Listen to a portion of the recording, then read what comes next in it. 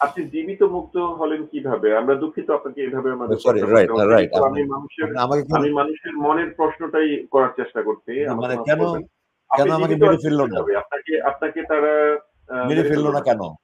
জি। জি, এটা তো জবাবটা খুব সিম্পল। আল্লাহ আল্লাহ তাদের হাতে আমার মৃত্যু লিখে রাখেনি, এই জন্য আমাকে মেরে ফেলেনি।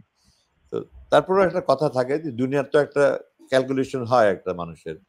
আমার ধারণা যে আমার বাবার বিশ্বব্যাপী যে পরিচিত এবং খ্যাতি, আর আমার সেনাবাহিনীতে, আল্লাহ রহমতে সেনাবাহিনীতে আমার এত বা আমার প্রতি মানুষের ভালোবাসা, এবং আমাকে বন্দি করে তারা সারা দেশের মানুষের প্রতি মধ্যে আমার প্রতি একটা সহানুভূতি সৃষ্টি করেছে।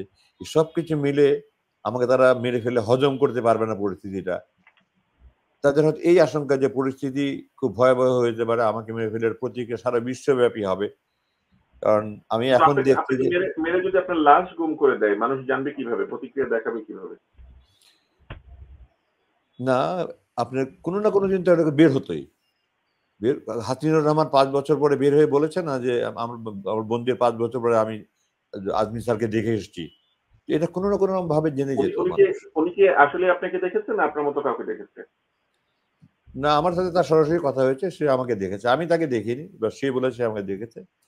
এবং মানে তার সাথে আমার কয়েকবারই কথা হয়েছে। সে স্পষ্টভাবে বলেছে, "আমার তো চোখ বেঁধে নিয়েছে এইভাবে।"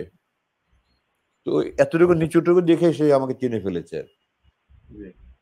যে তো আম সবকিছু মিলিয়ে তারা আশঙ্কা করেছে যে হয়তো আমাকে মেরে ফেলে পরিস্থিতি খুব প্রতিক্রিয়া হতে পারে। সারা বিশ্বব্যাপী একটা প্রতিক্রিয়া হতে পারে। আমি এখন যেটা দেখছি যে বিভিন্ন সময় জুলকার নারায়ণ স্যার বা কনক স্যার উনারা আপনারা বিভিন্ন রকমের গণমাধ্যম, সোশ্যাল মিডিয়াতে আমাকে নিয়ে অনেক আলাপ আলোচনা। আমি যে ভেতরে থাকতে এগুলো কিছুই জানতাম না। জি। I never wanted to be a celebrity, কোনদিন স্বপ্নেও ভাবিনি আমি। আপনারা আমাকে এখন সেলিব্রিটি বানিয়ে ফেলেছেন। আমার এখন আমার প্রাইভেট মানে পার্সোনাল লাইফ আমার এখন খুব হয়ে গেছে। পাবলিক লাইফ নিয়ে কোনো না। আমি খোলামেলা বাইরে যে যাওয়া আমার জন্য অসুবিধা হয়ে গেছে। যাই হোক। তো এই কারণে আমার ধারণা যে তারা হয়তো আম ওই আশঙ্কা থেকেই তারা আপনার আমাকে মেরে ফেলেনি আরকি। তবে তারা জি। যতদিন ক্ষমতায় থাকবে, যদি এই অগাস্ট বিপ্লব না হতো, ছাত্র জনতার এই অভ্যুত্থান না হতো, তারা যতদিন ক্ষমতায় থাকতো তারা আমাকে ছাড়তো না, এটা ব্যাপারে আমি মোটামুটি নিশ্চিত ছিলাম।